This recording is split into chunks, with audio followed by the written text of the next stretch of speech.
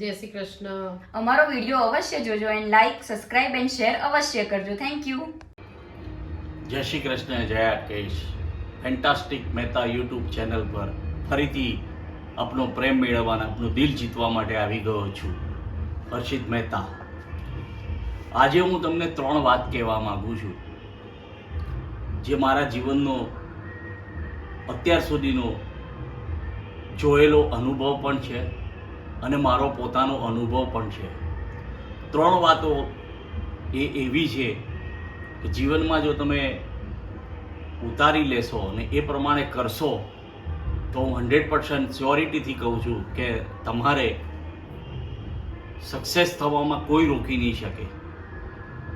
એની મારો પોતાનો અનુભવ કે છે. એમાં પહેલી વાત એ છે કે તમારે મન ઉપર કાબૂ રાખવાનો, કંટ્રોલ.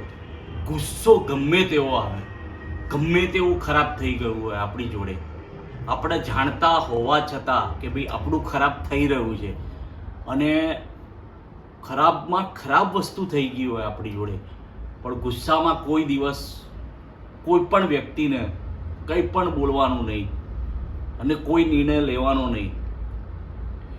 બરાબર?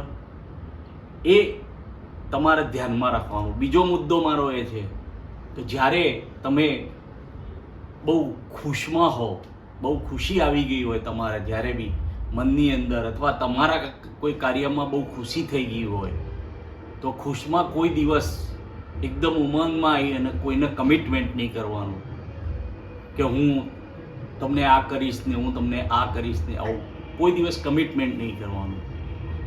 અને ત્રીજો મેઇન પોઈન્ટ છે કે જે બહુ વેર કેસમાં જ લોકોને ખ્યાલ હોય છે કે દુઃખ આવે અને દુઃખનો કોઈ એવો પ્રસંગ બને તો કોઈ દિવસ આપણા સગા શું, આપણા સગા તો બરાબર છે, પણ આપણે કોઈને આપણું દુઃખ કહેવાનું નહીં કે મારે આ દુઃખ છે.